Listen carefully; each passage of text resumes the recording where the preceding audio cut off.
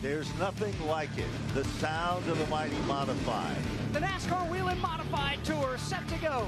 The green is out. He spins the tires and we're racing. Very fast, very intense laps. A little bit of a stutter step there. They come together. There's a number of 10 to 13 different drivers that can easily win this race. Trouble turn 4. Drifts up just a bit. Into the outside wall, but he takes the checkered flag. The Whelen Modified Tour set to do battle.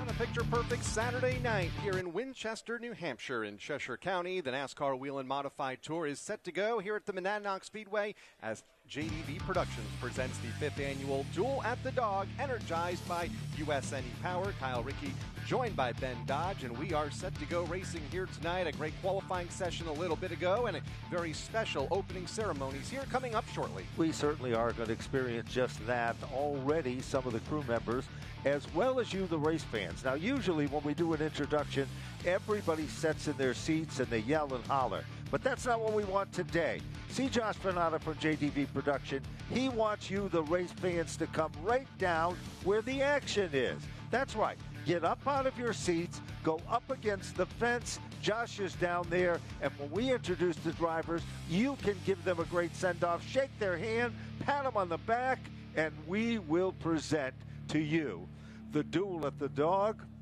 presented by USNE Power. And again, we remind you, we want all of you race fans to come down by the fence area as the drivers are starting to assemble, and we want you to be a part of it.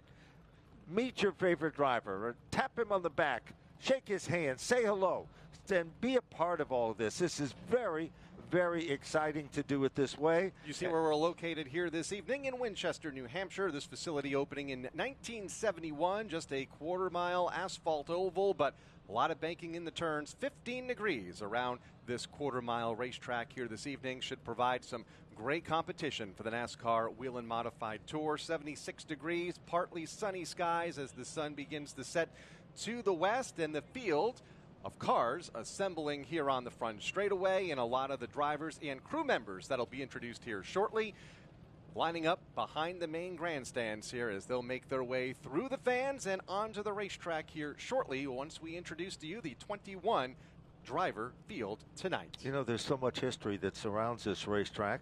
This is the Midsummer Championship brought to you by Whelen Engineering. This is the final race of 3, and one individual is going to leave here today with an additional $5,000. Matt Hirschman leads in a 2-point battle over Patrick Emmerling. You know, there's been so many different drivers, Kyle, that have been here and have secured impressive victory. 7 different drivers have won the last 7 events, among them being back in 2023. But right now, let's take a look at where we are in the point standings, as Matt Hirschman is, of course, the guy in the Midsummer Championship. We're talking about that 2-point advantage over Patrick Emmerling. 11 points back is Austin Beers. John McKennedy, Teddy Hodgson round out the top 5.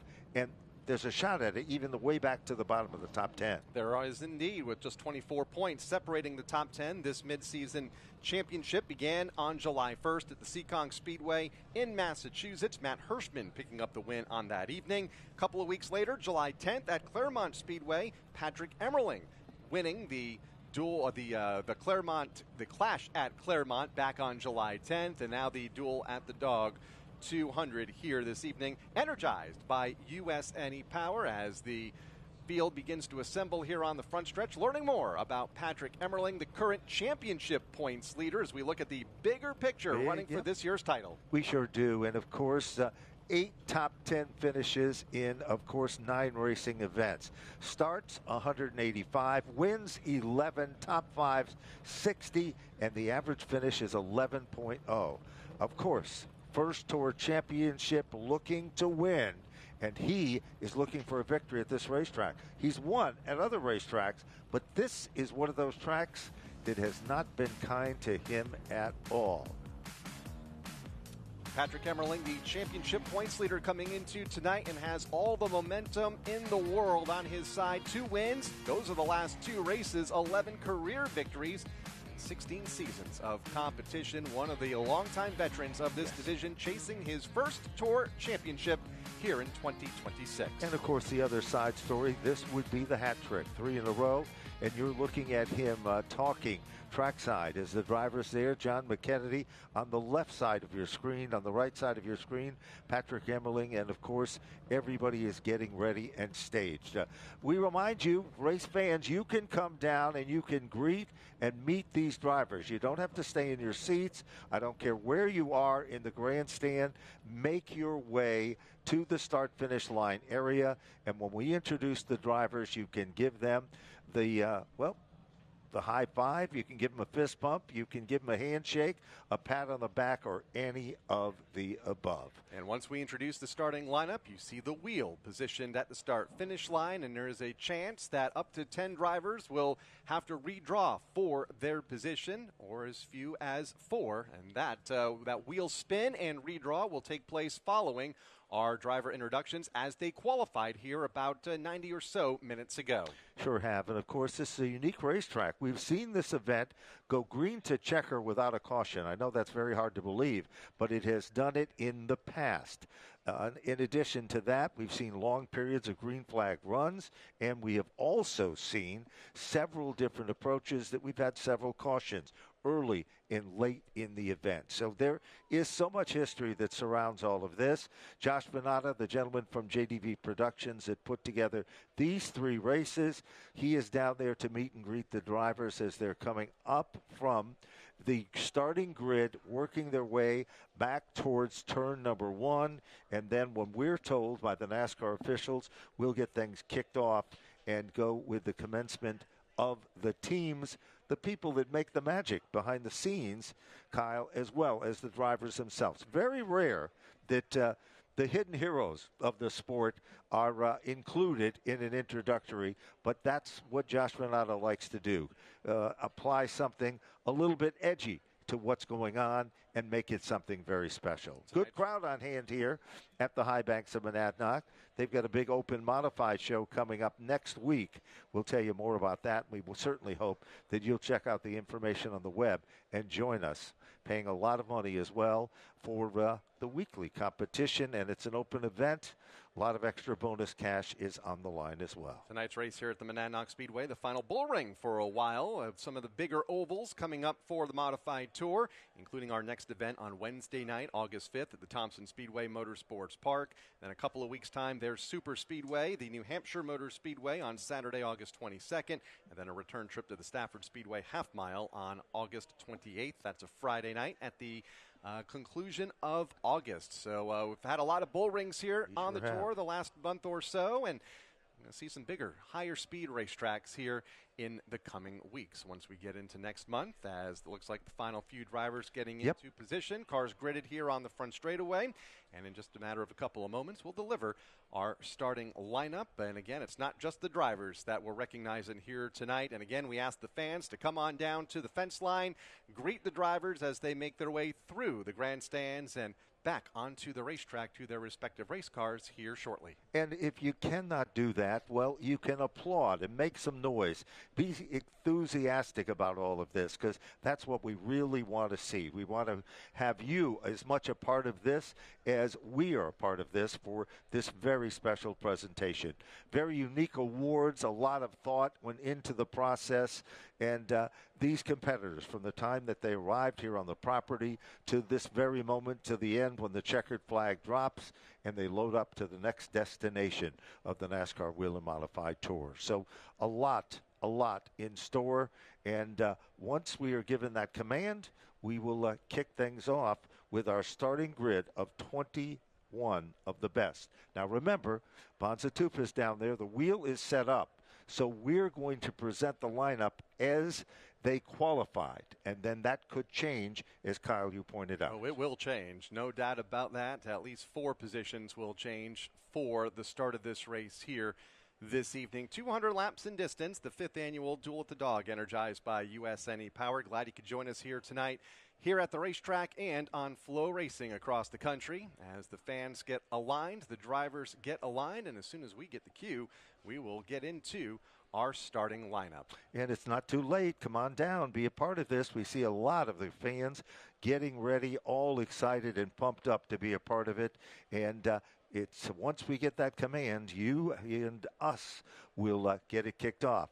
We get the thumbs up, so let's get into the starting grid. And we'll begin right at the front of the field. The driver of car number 60 winning the pole here earlier this evening from Northampton, Pennsylvania. The Bar Harbor Bank and Trust, PD Motorsports, and Bristol Toyota, Mike Stein. The crew chief, Jake Klemovich. The spotter and the tire guy is Derek Duffy. The driver is Matt Hirschman. So let's take a look at the man that was scheduled to start alongside. It'll be a spin of the wheel that'll change all of that. Empower Financial Group is the sponsor of the automobile and Less's Auto Center. The driver comes from Lebanon, Connecticut, driving car number 50. His crew chief is Adam Scavora. His crew members consist of Jerry Loranger and Tim Pascal. Ladies and gentlemen, car number 50, welcome, if you would, Ronnie Williams.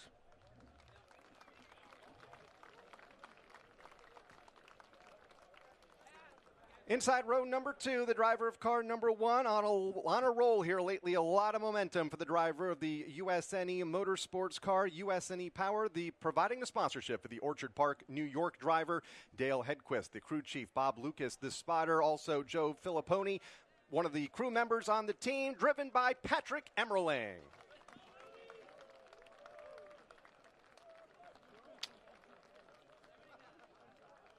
And there comes some flying hats up there, Kyle. Dale Hedquist presenting a young lady with one as well. What a fun giveaway. Sure. And coming up next is car number 79. This gentleman is a former champion of the NASCAR Whelen Modified Tour. He was hot to secure a victory at Beach Ridge Motor Speedway, and he's been impressive wherever he unloads car number 79. Stewart Auto and Christopher Towing are among the sponsors. The gentleman that sits behind the wheel is surrounded by top-quality people, among them people being Patrick Welch, Wayne Muffy Wildermuth, and, of course, Frank Masashi. Ladies and gentlemen, would you welcome Jonathan McKennedy.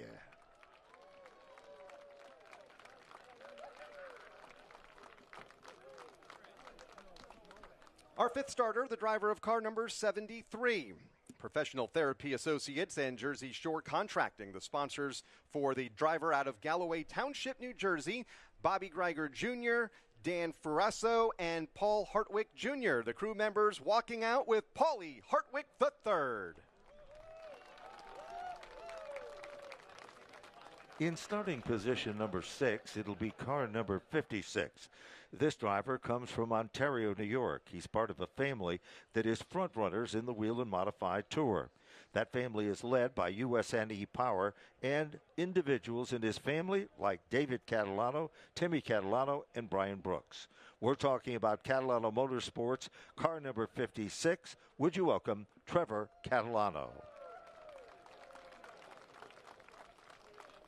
Starting in the 7th spot, the defending champion, car number 64.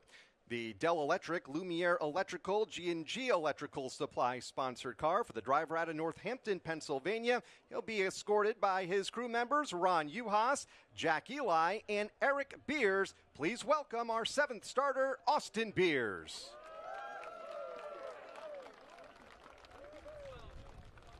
And now we move to starting position number 8. This gentleman takes over a backup car, but he was very impressive today. Elite Towing Company is among the sponsors. Joey Muchacharo is the crew chief. Marcello Rafano, Ryan Lutz, and David Royce. The man behind the wheel of car number 12, the Elite Motorsports entry, is Craig Lutz.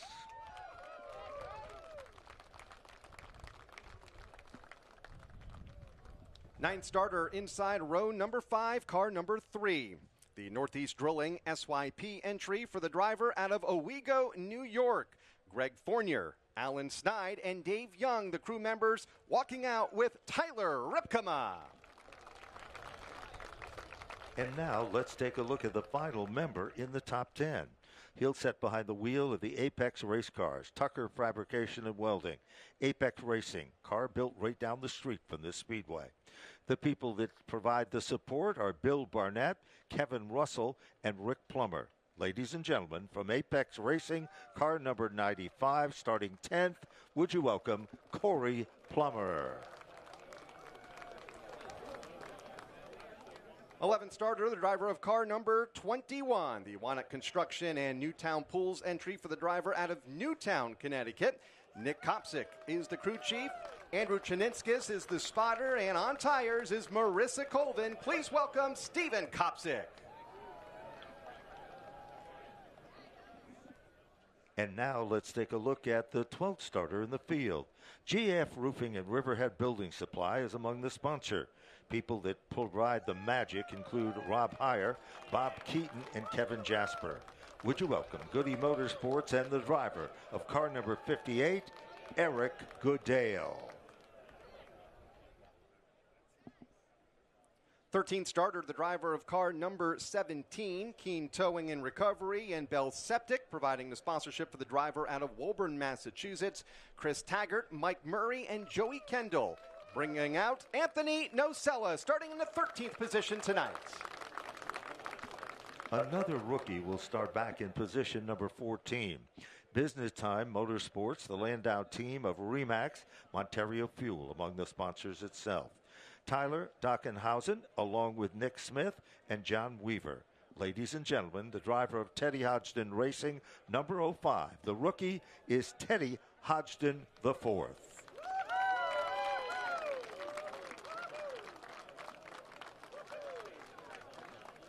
15th starter, the driver of car number 54 from Ontario, New York, the FX Caprera USNE powered sponsored car.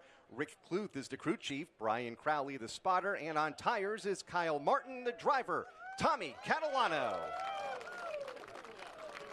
In the 16th starting position is another rookie on the Whelen Modified Tour. Horton Avenue Materials, Danny Watts Racing is the owner of the car.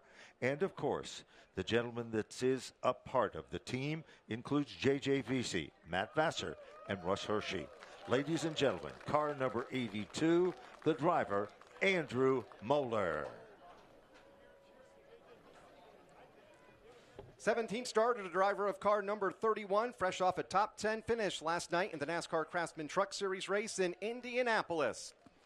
Out of Wolcott, Connecticut, Elite Towing, Elite Racing, and Baker Racing, the entry for the driver of car number 31 and his crew members, Eugene Orlando, Brian Narducci, Dylan, and Chris Elliott. The driver is Michael Christopher Jr.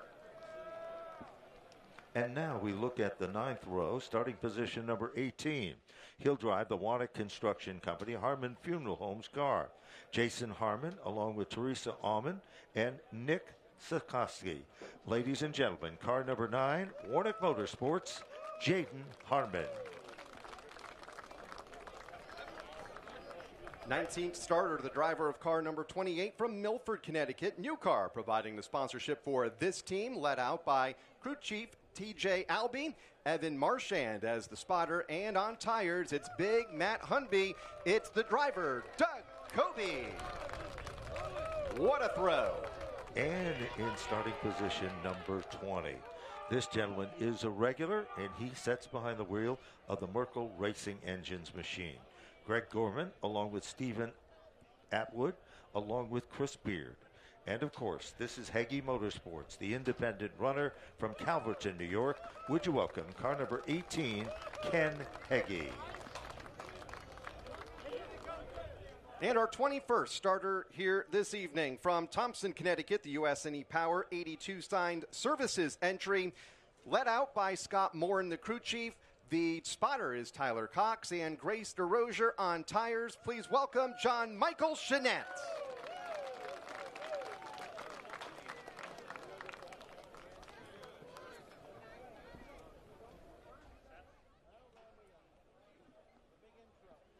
The starting lineup for the 5th annual Duel with the Dog, energized by USNE Power, here tonight for the NASCAR Whelen Modified Tour, race 10 of the 2026 season.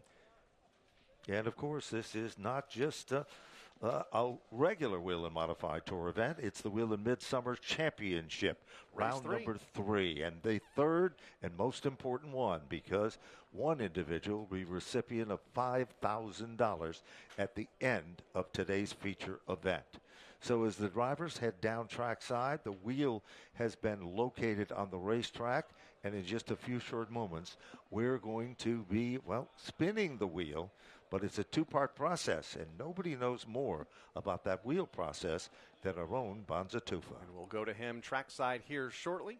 Once the drivers are set and it looks like they are ready to go, let's go trackside Bonzatufa with tonight's redraw. Thank you, Kyle. We're going to find out how many of our fastest qualifiers will redraw for tonight's Duel at the Dog 200. And here's how it works. Our American Racer Pole Award winner will spin the wheel wherever it lands. Top 4, top 6, top 8, top 10. That's how many will redraw to find out where they'll be starting in tonight's race. Our American Racer Pole Award winner is Matt Hirschman for the third consecutive race. He is on the pole. Matt, we talked earlier before driver intros. You thought the car was good, but the lap wasn't great. How about for race trim tonight? It's been solid all day. So, I think it should be a good race car. So we'll just see. I thought our qualifying lap was a good lap that we'd be involved in this redraw, but I didn't know if it'd be good enough to hold for the pole. So I'm glad it did, and just thank the whole team, PD Motorsports, and there's already been a Bar Harbor Bank and Trust car in victory lane here tonight with DJ Shaw in the Pro Stock, so we'll see if we can put another one in here in a little while. You feeling lucky? I don't know about that, but we'll see what we can do.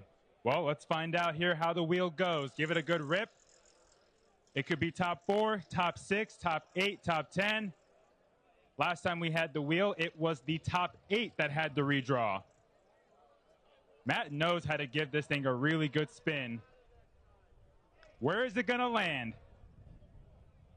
One time we've had top 4. A couple times we've had top 10. It's slowing down. The top 10 drivers are taking a look. It's going to land on... top 10! The entire top 10 will redraw. It'll be in the order of the fastest qualifiers. So, Matt Hirschman, come on down. You'll get the first pick. Let's see if he's feeling a little luckier than that spin. He won the pole award, but where will he be starting tonight? 9th. 9th position for Matt Hirschman. That's, upside down there, 9. So, not quite fortunate for him. Ronnie Williams now up. He was the second fastest qualifier. Let's see where he will start. 5th, top 5 for Ronnie Williams. Next up is Patrick Emmerling. Hey, Patrick, before we even start, 3 straight times Matt Hirschman has won the pole. The last 2, you have redrawn it. How you feeling about tonight going 3 in a row on the pole? Good. Really, yeah. I think we're good. We have some good drawing fingers, and hopefully we can do it. Well, we might have to take a close look just to make sure nothing fishy is going on. Let's see what Emmerling can do here. Is he going to get the pole again? No, he gets 4th outside the second row. So no 3 in a row for the US&E Power number 1. Next up is John McKennedy, our 4th fastest qualifier, 2-time winner this season. Let's see where he picks. He could use some luck in the redraw. Well, there's the luck. John McKennedy on the pole for tonight. John, 200 laps. You were very fast in practice, pace first practice. How do you think you got a car for 200 laps tonight? I will see what happens. We got a good car in practice, but it's a long race, a lot of strategy involved, some pit stops with tires. So, you know the deal. Everything needs to work out and see what happens. John McKennedy on the pole, looking for win number 3 on the year. Next up is Paulie Hartwig III. He's going to have somebody else do the draw, looks like, maybe a little good fortune or something. So go ahead. Paulie Hartwig coming off a career best 3rd place finish at White Mountain, and he'll be starting 7th for today's race. So put Paulie Hartwig inside the 4th row. Next up is Trevor Catalano, his best qualifying run of the year. Let's see if his qualifying position or redraw position is better. Well, not quite. 10th spot for Trevor Catalano. Next up is Austin Beers. He loves the luck he has in these redraws. Let's see where he ends up, though. He's hiding it from us. 2nd. Can't complain too much about that. Austin Beers starting on the front row. Next up is Craig Lutz, first time in the Elite Motorsports number 12. making a return in the NASCAR Whelen Modified Tour, starting third. So good track position for Lutz. And that brings us to Tyler Ripkema in Old Blue. Another good qualifying run for him. Coming off a top 5 run at White Mountain, he'll be starting in the 6th position. P6 for the number 3. Lastly is Corey Plummer, best qualifying run in his Whelen Modified Tour career. Last position, number 8, Corey Plummer will be starting in the 8th spot. And that is your redraw and your top 10 starters for tonight's Duel at the Dog 200 at Monadnock Speedway, Kyle.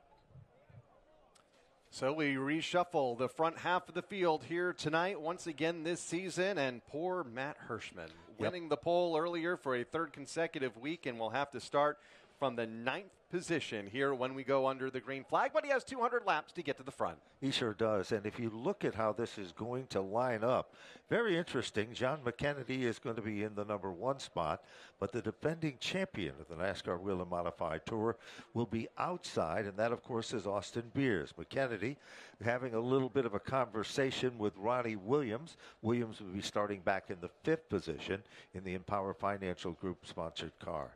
So, a little change of everything. Emmerling is in the 4th spot. That's not really that bad, Kyle. In a race of this caliber for 200 circuits, Tyler Ripkema in the top 6 with car number 3.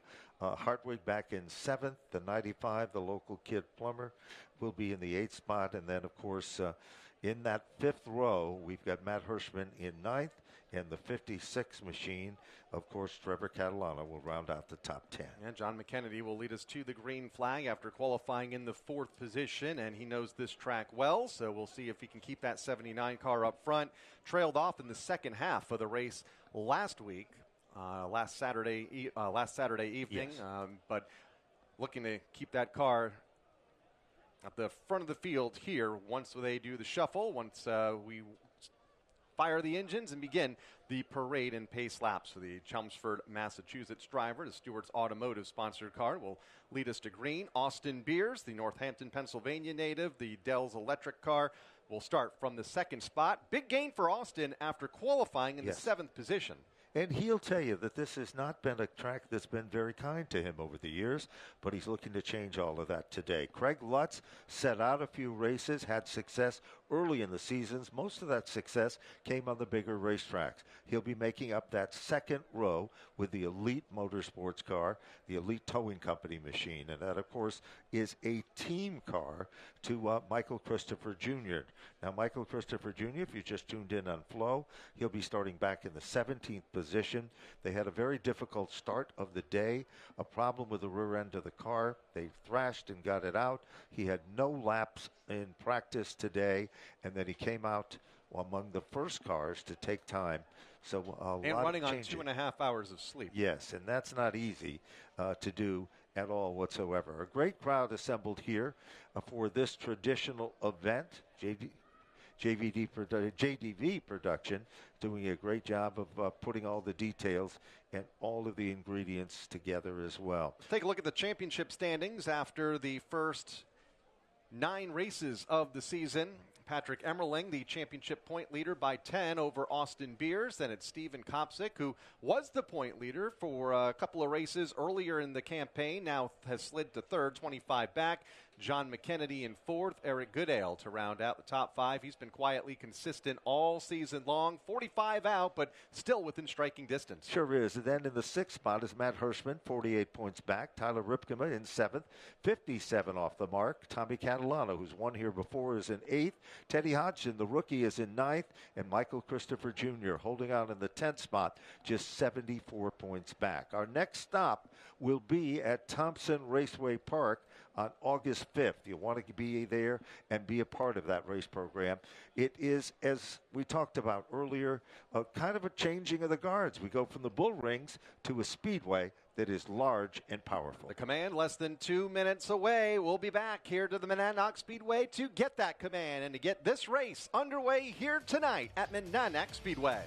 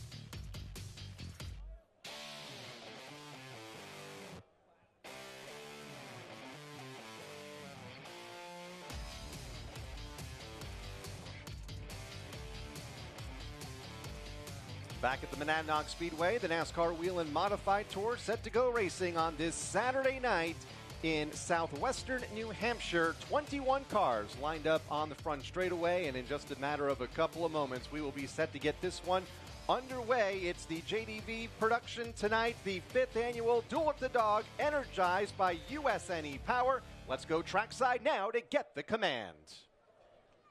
Race fans, it's time for the most famous words in motorsports given to us by our Grand Marshal, Paulette Miller from Daytona Beach, Florida. Gentlemen, start your engines.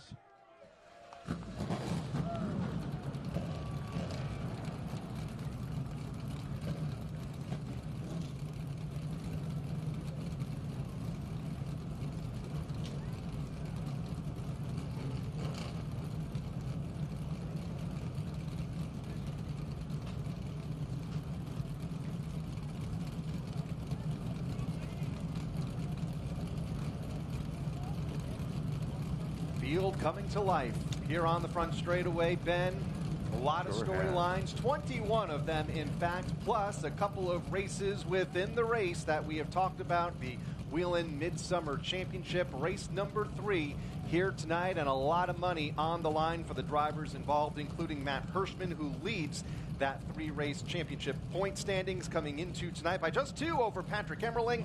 Austin Beers 11 points back in 3rd, so we'll keep an eye on that. Obviously, a lot of these drivers thinking about the bigger picture as well, and that is the season-long championship tonight, race 10 of 16. Well, you're looking at, of course, Austin Beers with car number 64. He has been strapped in, as all these drivers are strapped in. You can hear the mighty engines roar behind the scenes here, and the NASCAR officials will give the command to move the cars from the starting grid. This is a very unique racetrack. Originally started out as a dirt track, then became an asphalt track. And no 2 turns on this racetrack are the same. There is 2 grooves, but you have to find the magic in order to find those grooves. It's not as easy as just staying on the bottom or just staying to the outside. It's traditional, the bump and run on a short track. You seldom find it. Kyle, you'll see it here tonight. We will indeed. There have been 21 NASCAR Whelen Modified Tour races held at this facility since 1987. Ken Bouchard driving Old Blue in that first race, picking up the checkered flag. 16 different drivers have gone to victory lane, and only Doug Coby with 2 and Justin Bonsignor with 5 have multiple victories. A very competitive racetrack that has seen a lot of different winners over the years, including the Catalanos over the last 2 seasons. Tommy Catalano picked up his first and only win here a year ago. It was Trevor Catalano winning here 2 years ago. Again, his first and only win thus far on the tour. And that's not the only stories. It was Doug Coby back in 2023. Justin Bonsignor on the second stop of that year was a big winner. Jake Johnson took down his first Whelen Modified Tour victory early in 2024. And then, as Kyle pointed out, Trevor Catalano came on to win the second event. Emmerling was a factor in that year as well. Tommy Catalano and Ron Silk were among the big winners. Hartwig is a guy to watch as a youngster, 4 top 10s. And of course, don't forget what Lutz is doing in that backup elite machine with car number 12, part of that 31 stable as well. We'll get a look at the lineup here in just a moment for those tuning in on Flow Racing across the country here at the Monadnock Speedway. We'll take a look at that starting lineup. Beautiful race facility, picture perfect night for auto racing. Norm Wren and his staff are the owners and operator of this particular racetrack, and they work very hard with Michelle and a staff of individuals that provide great racing each and every Saturday night. After the redraw, John McKennedy will lead the fields to the green flag over Austin Beers in second. Then it'll be Craig Lutz in third, Patrick Emmerling in fourth, and Ronnie Williams to round out the top 5.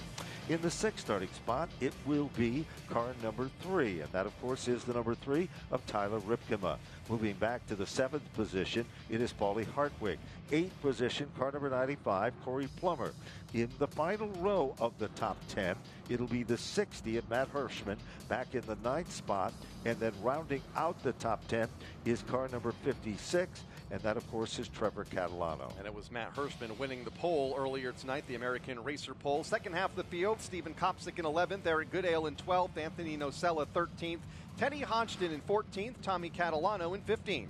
16th position, Andrew Moeller. 17th spot, Michael Christopher. Jaden Harmon will be in 18th. Doug Colby is 19th. And Ken Heggie is 20th, with John Michael Chenette rounding out the field in the 21st starting position. It'll be a good one here tonight as they continue to work around this quarter-mile oval, although very quick-paced. It's a short track, but like you mentioned earlier, we had a caution-free race here about a decade or so ago. We've also had a lot of contact. We've seen as many as 10 caution flags, so we hope that not to be the case here tonight as the field comes off of turn number 4. Couple laps away until we get the green flag here this evening. Picture perfect night to go racing. A great day here at the racetrack. About 79 degrees, the high earlier today. Partly cloudy skies as the sun sets to the west here in New Hampshire. Beautiful night all the way around. Sure and what has been a season affected by weather seemingly more times than not the case here today. Great crowd on hand. Not. We are located on Mount Monadnock, and it is a beautiful setting for a race of this type and a race of this talent. USNE Power leading, of course, the parade of vehicles as we're about ready to get things fired up. Field comes off of turn number 4. 1 to go. Shown from the starter stand. We will go green next time by as the field has shuffled into their positions that the drivers redrew a couple of moments ago. John McKennedy and Austin Beers make up the front row inside and out. Row number 2, the 12 of Craig Lutz back behind the wheel here for Elite Motorsports. Patrick Emmerling to the outside looking for 3 in a row. Pace vehicle has taken cover. Here comes the field off turn 4 and Ben Dodge with the start. They are green and racing here in the high banks of Monadnock Speedway. John McKennedy is already the guy in command, but Beers is still showing a lot of potential and muscle on the outside. Beers slips up the racetrack. That works to the advantage of Lutz. He'll now move in and take over second. Lutz goes to the inside, trying to take that runner-up spot away as McKennedy looks to get away at the front of the field. Beers stuck in the outside lane. Paulie Hartwig further back trying to come up through, along with Ronnie Williams just ahead of them. He'll take the 4th spot away from Emmerling, who gets that Energizer 1 back to the inside of the racetrack, the preferred line here early. Well, that's been happening. Tyler Ripkema is one of the cars quickly to move to the outside. Ripkema makes his presence known. He's among the top 6, currently setting in the 6th position. Paulie Hartwig is side by side with him. No one has been able to master the outside lane so far. It's all been done on the bottom of the racetrack. But John McKennedy is the leader of the field with car number 79, the Stewart's Towing Company machine. Car off the pace, back straight away. Believe that is the Michael Christopher Jr. car into turn number 4. So a tough day continues here just 5 laps in. He's going to coast it around here off of turn number 4 as that car has come to a near stop in the infield portion of the racetrack as they come around to complete lap number 6. 6 laps are now complete and into the record books, and the first caution of the event comes out. It is for Michael Christopher. He's had a very, very interesting, past couple of days, and our own Kyle Rickey was there to see the action and cover the story as well. But we were all proud in the heart of New England here as Michael Christopher Jr. ran the trucks and ran with the big boys and up front. Last night at Lucas Oil Indianapolis Raceway Park, his 3rd career NASCAR Craftsman Truck Series start, finished among the top 10 driving for Halmer Freezing Racing, and the second of at least 3 starts this season. Ran at the Rockingham Speedway earlier this year and has signed on to run at the New Hampshire Motor Speedway again for a second consecutive season next month. Unfortunately, the rear end issues earlier today in practice. A tough qualifying run, and now something wrong with the number 31 that has forced that car to a stop in the infield. So mechanical gremlins continue for Michael Christopher Jr. as we go caution for the first time in this event. The Whelen caution lights are on. Whelen, the official warning lights of NASCAR, trusted to protect first responders. Well, as we still remain under caution here at the Speedway, the 31 car heads back to the paddock area, being pushed in. 9 laps are currently showing on the board. From the start of this event, Kyle, we saw that it was Austin Beers who got stuck on the outside for a moment. He tried to get back down. He lost 2 positions, but then made it back up. Nobody has been able to make any moves on the top side of the racetrack. But remember, we're only 9 laps in of this event of 200 circuits. And it looks like Jeanette is also pulling out a line. He might be trying to head back to the pit area. And yes, it might be the case. Green light is on at the head end of the pit entrance, just to the outside of the entry of turn number 1. And you see John Michael Jeanette heading back to the pit area, car number 8, his first full season. And the Thompson, Connecticut native, USNE Power 82 Services, car number 8. And of course, that car is maintained and kept in the south and is transported to these races in the north. They have the air cleaner off the number 31 of Michael Christopher Jr. And apparently they can't get the car to fire. You can hear them cranking it at this particular point. So work continues to go on there as we are on lap number 10. And finally the car starts, but it does not stay running, Kyle. And that's not a good situation. They're having a tough time getting that 31 cranked in the pit area, as you see the John Michael Jeanette car, number 8, coming back out onto the racetrack. You know, you talk about different people that are involved in different teams. A gentleman by the name of Jimmy Broderick is the truck driver who transports the Jeanette car from the south to the north. Broderick, a former champion in his own rights. Still no luck at all. The elite car putting the air cleaner back on doesn't appear to be a fuel situation.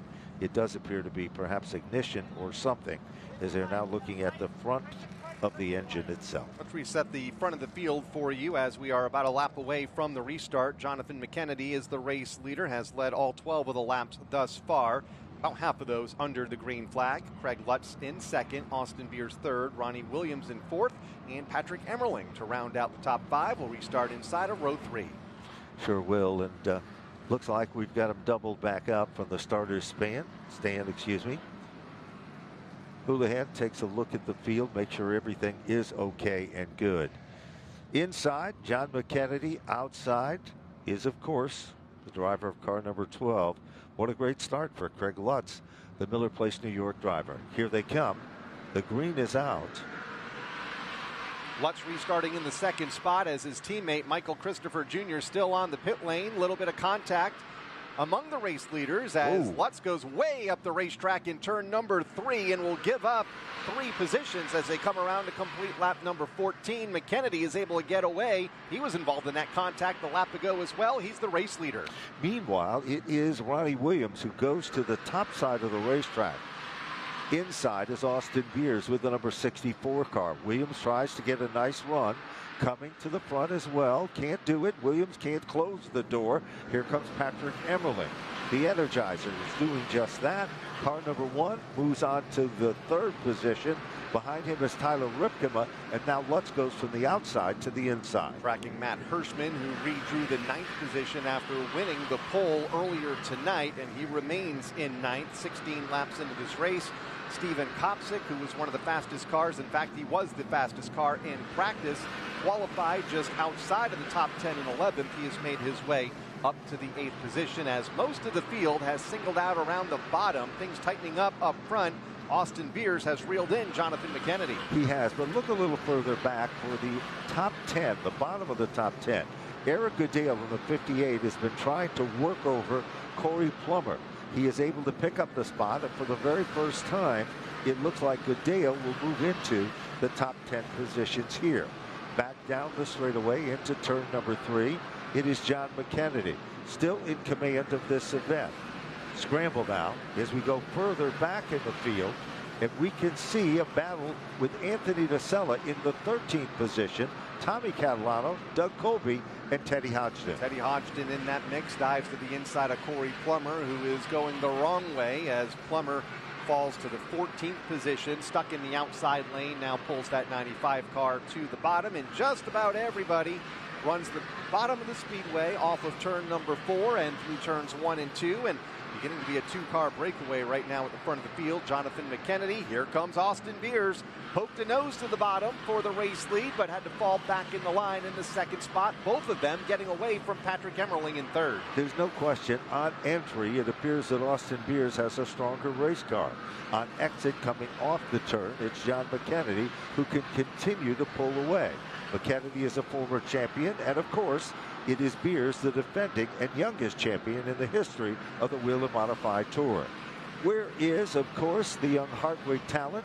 He's now among the top 7 cars as he is sitting back in the 7th position.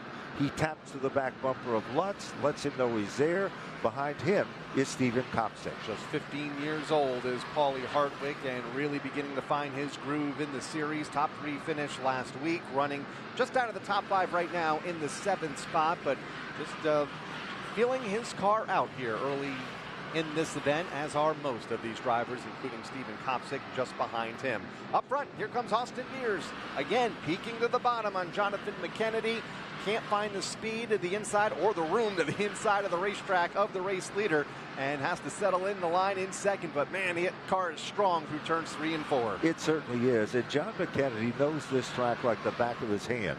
He has won titles. He's competed in other touring series events at this racetrack. He's had a tremendous amount of success.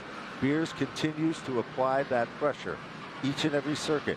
He's looking for an opening that doesn't exist. Let's strip back to the bottom of the top 5, and there we see that Lutz has moved back into the 5th spot. That, of course, will bump Ronnie Williams there into position number 6. Good racing action still there. You might be wondering where all of a sudden Matt Hirschman is. He is still in the 9th position after starting in position number 9. I don't think he's showing his cards yet. Kind of stalled out there, running all by himself on the racetrack, losing some ground to Stephen Kopsik and pulling away from Eric Goodale just behind him as we continue to watch the battle for the lead, and it has been a dogfight at the point. Here he comes to the inside. Beers with the run on the bottom. 3 and 4 is where that car has been strongest, and it is showing here. But McKennedy, a bit stronger in 1 and 2, hangs on to the race lead by a half car length. While those two are duking it out side by side, we're looking for the first lead change of the event. John McKennedy comes back down, pinches him off. It is still Beers still contending, but it's McKennedy by about, well, literally, look at them sway to the right. The back end of the car shift around, but we've got our first lead change of the event. Car 64, Austin Beers is our brand new leader. Austin Beers goes to the head of the class on lap number 37, and now will clear McKennedy fully a lap later and begin and pull away. While they were racing side by side, it drew Patrick Emmerling right back into the lead battle, and now is challenging McKennedy for the 2nd spot. Here comes Emmerling in the 1. Emmerling makes it look a lot easier than Austin Beers did at taking over the lead. The Energizer slingshots in, takes over 2nd. That forces McKennedy back to the 3rd spot. All of a sudden, here comes Tyler Ripkema. He's going to be a factor with car number 3. 4 cars at the front of the field. Here they come off of turn number 4, round to complete another lap. 41 now complete. And it is still Beers out front. Emmerling closing that gap, though. Sure is. Let's go to Bonza Tupa backstage and see what's going there. Bonza? Well, a tough day for Michael Christopher Jr. ends very early. It's been rough from the get-go, but what took you out this time? Alternator probably fried the MSD box. When we were thrashing back there trying to change the rear end, when it broke in practice, probably touched the battery, sparked it, and it probably fed its way through. And then I'm driving out there, and it just starts popping on me, shutting off, won't turn back over. Yeah, pretty rough day at the races. Didn't get any laps of practice, qualifying I had, and then whatever we did in the race. But big shout out to the elite racing guys for putting the work in to change the rear end, get me out there in time, and it just didn't work out. So it's what it is. You get days like this in racing. But thank you to the guys, Alan, everyone that helps out on this car. So we'll be back. Now we get to go to some real racetracks like Thompson. Well, it was a great night last night for Mike Christopher Jr., but the way racing goes, guys, sometimes it goes really well, sometimes it goes bad. It went bad for Michael tonight. It certainly does. At least his flights were on time earlier today, and I can't say the same for Michael Christopher Jr. Let's take a look back up front, because all of a sudden the 3 car of Tyler Ripkema has moved in and taken over the 3rd position. So the leader still remains Beers, but moving in is Patrick Emmerling. Then there's a big gap there. That gap will find the number 3 car setting in 3rd. That's the way they run currently, as the top 3 start to string it out. 4th spot becomes the hot spot on the racetrack. John McKennedy leads that battle for position into turn number 3 as we watch it close up with Craig Lutz just behind him. Lutz in the 12 car here tonight, running in 5th. Paulie Hartwig, that orange number 73, lurking in the 6th spot. Here comes Lutz. Well, again, peeking to the inside of John McKennedy, who's slid backwards here in recent laps. Not sure if the handling has gone away or if he's conserving. Just past 1/4 distance, 52 laps now complete. No question, too. And we want to shift back a little bit further. Steven Kopsik is now in the 8th position there. As Kopsik sets in the 8th spot, Matt Hirschman runs on his back bumper. Back up front, look at this little jingle and a jangle. All of a sudden, Lutz is moved to the inside of John McKennedy. McKennedy is in the 4th position. Lutz takes over the spot. He'll bump up 1, and that'll put John McKennedy further back from his destination at the front of the field. The backslide for Jonathan McKennedy continues to 5th. Paulie Hartwig now next to attack the 79 off of turn number 4. He's within a car length.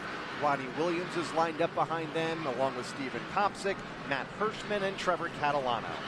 Just out of the top 10, Anthony Nocella, Eric Goodale is 12, Teddy Hodgson is 13, Tommy Catalano 14, and Jaden Harmon rounds out the top 15. Now it looks like here comes Paulie Hartwig. He'll try to make a move to the inside. The orange and blue car dives to the bottom of the racetrack. Outside lane, John McKennedy is definitely backsliding. He has dropped back to the 6th position, but all of a sudden, he's got just enough.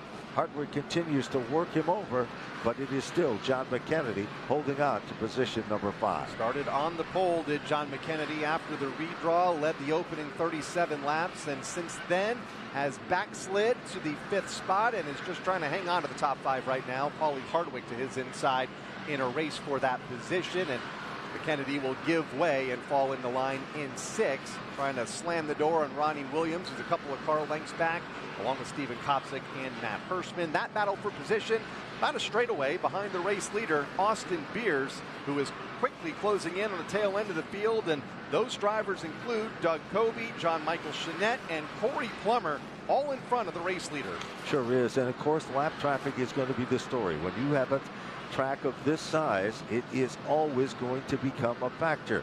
So as we're looking at our leader, Austin Beers, he comes up on Doug Coby, a 6-time champion of the NASCAR Whelen Modified Tour. The number 29 of Machine, of course, 28 Machine, excuse me, is running back in the 19th position. Again, Patrick Emerling trying to close up that gap ever so slightly, but it's not happening yet. Meanwhile, Beers goes to the inside. He'll put Coby down a lap, and here comes Emerling. As that happens, you can see how the lap traffic affects and how it gave Emerling the opportunity to move in just a bit. Meanwhile, still in the 3rd spot is Tyler Ripkema. Lutz is in the top 4, and Paulie Hartwig has now taken over position number 5. Emerling having to deal with that same lap traffic that the leader Austin Beers had to move around a couple laps ago. The interval about 4 car lengths between the top 2. Another 4 back to Tyler Ripkema running in 3rd in Old Blue. A team has won here before back in the 1980s. Looking to get back to victory lane here tonight. Craig Lutz running in the 4th spot. He has singled out and driven away from Paulie Hartwig. Big move just put on by the number 60 of Matt Hirschman. Hirschman dove down low. He was running in the 9th spot, pulled in, took over the 8th spot with a bottom shot move. Now Steven Kopsik has to settle in behind him. So good racing right there, and things are starting to change. And look directly behind that, it is the number 17 car for Anthony Nocella. Big There's the 58 there of Goodale. In turn number 2, Goodale had a look to the inside of the 56. Contact was made off the corner, and that sent Catalano up the racetrack. Trevor back to 12. Eric Goodale will take the 11th position, but big moment there in turn 2 a lap and a half ago. Things settle out with Goodale getting that spot away.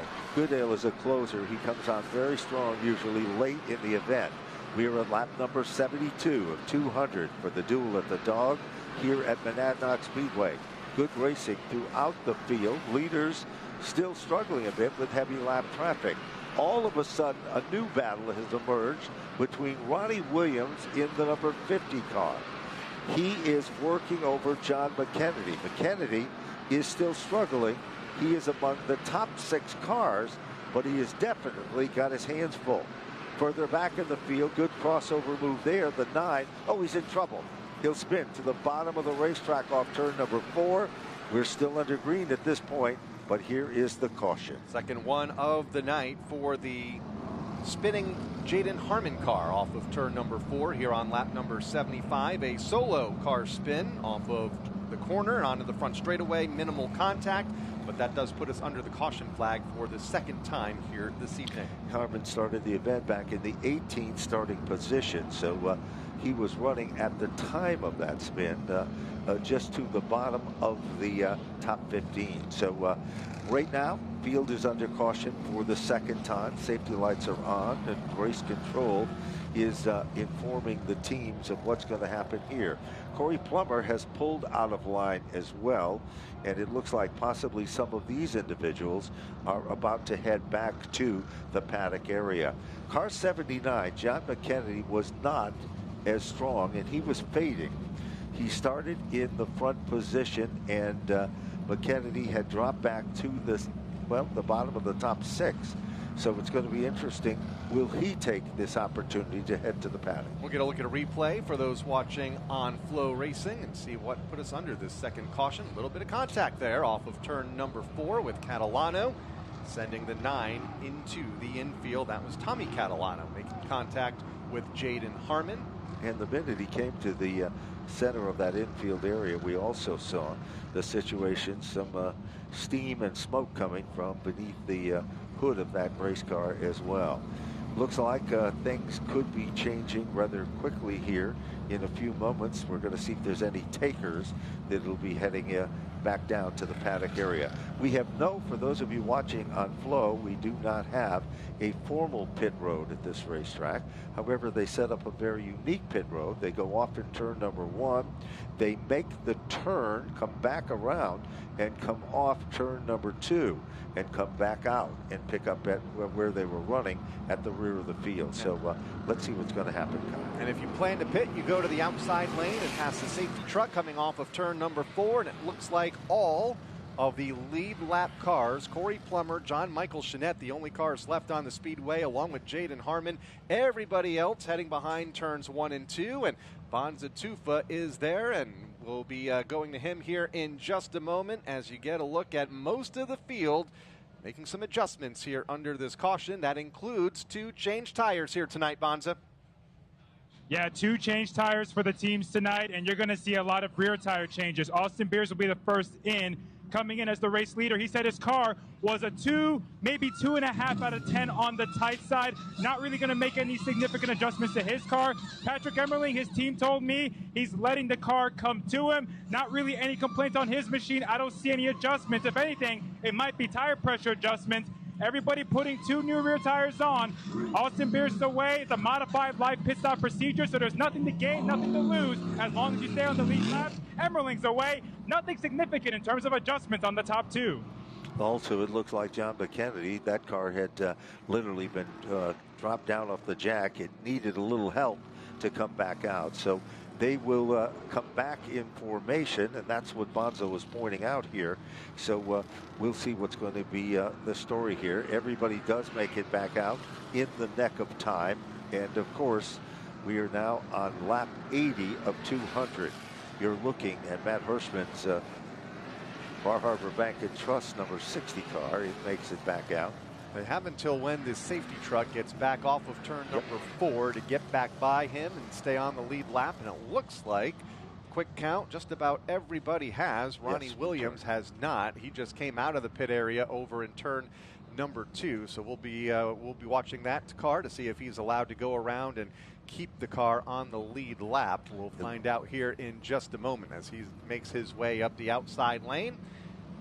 And it looks like he'll be able to go around, and we'll restart at the tail end of the lead lap here on lap number 81, closing in on the halfway mark under the second caution flag of the evening for the spinning car of Jaden Harmon just a couple laps ago.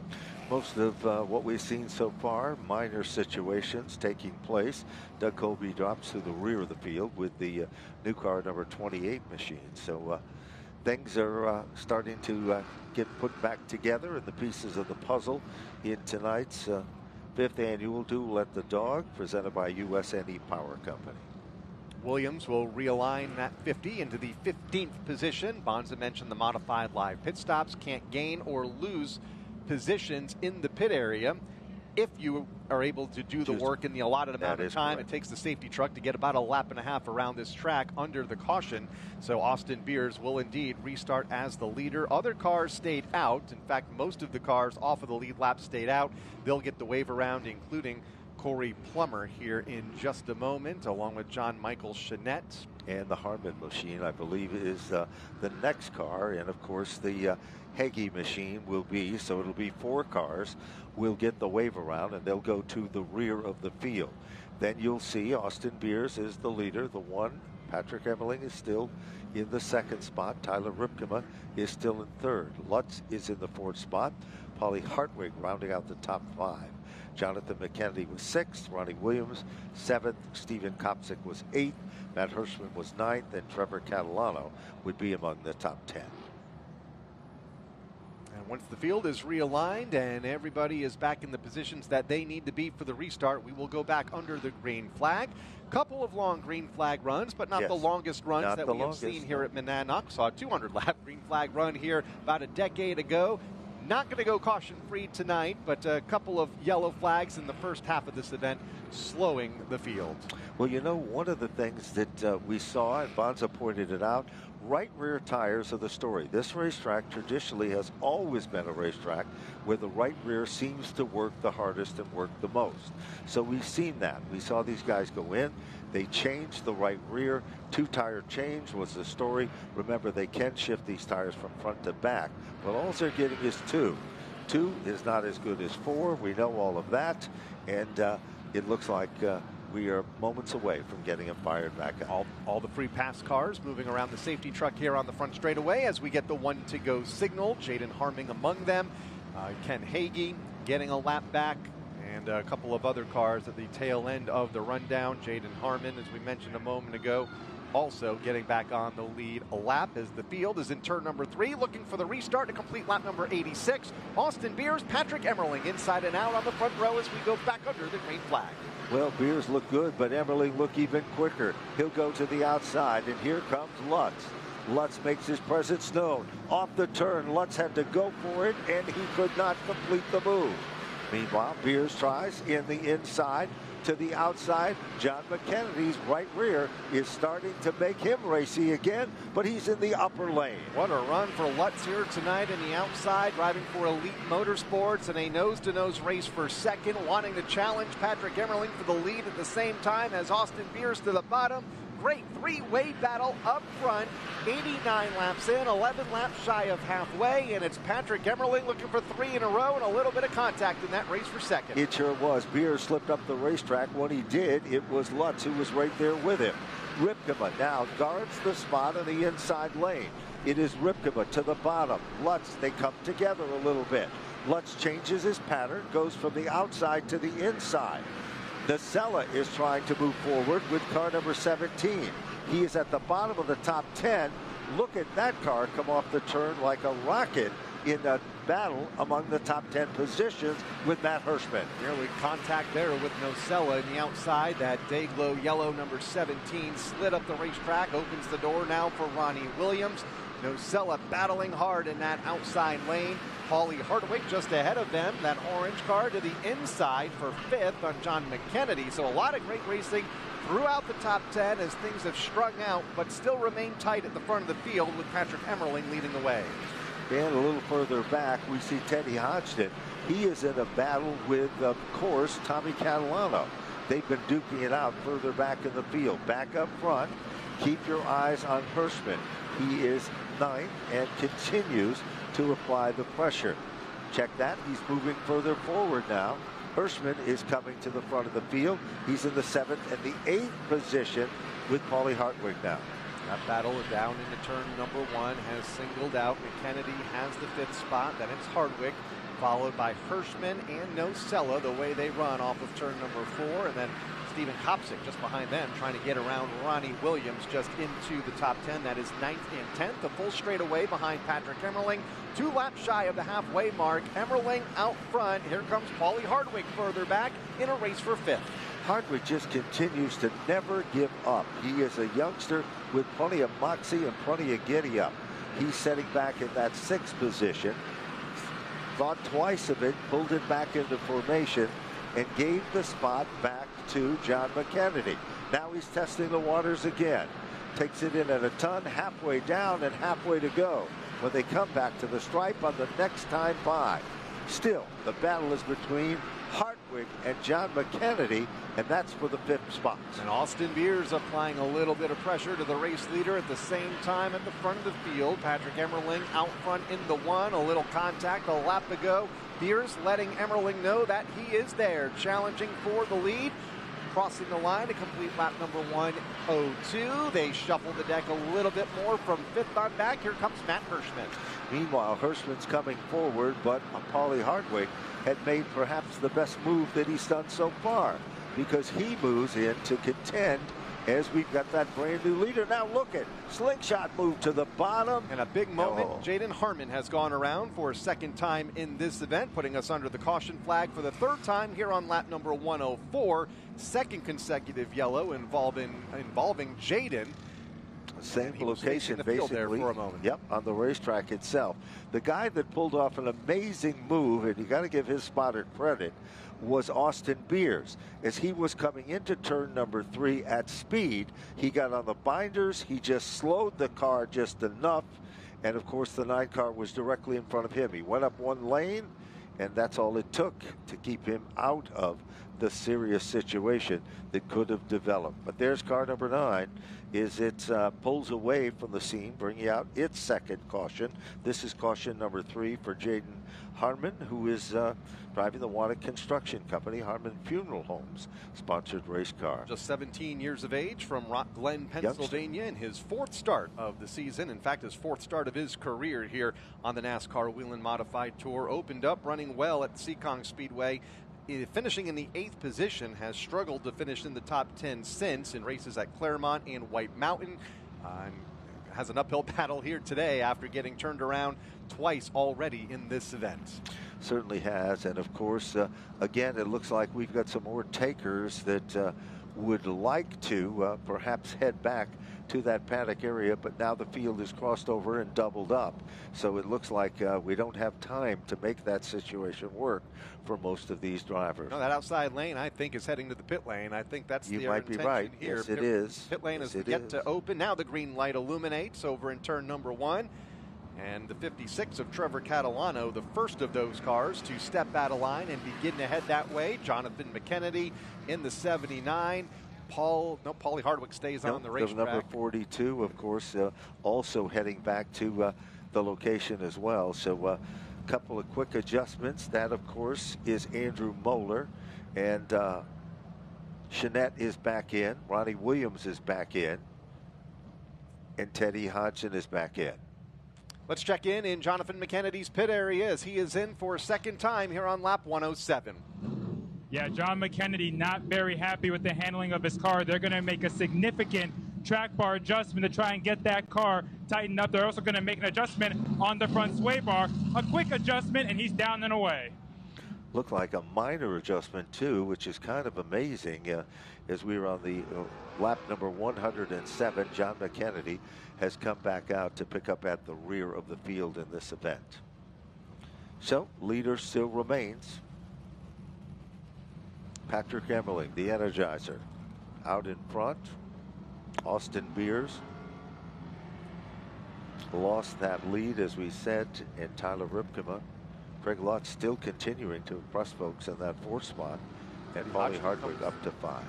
Comes out of the pits. Ronnie Williams coming out of the pits. Again, you can't lose or gain track position among the group of cars that you pit with. So the way they came in as they were running will be the way they restart, although it'll be behind all the drivers that stayed on the racetrack. That is so true, and it's kind of makes the playing field, almost fair, because you get to shuffle things up just a bit, but you don't lose any serious time. And the reason for that is we don't have a formal pit road.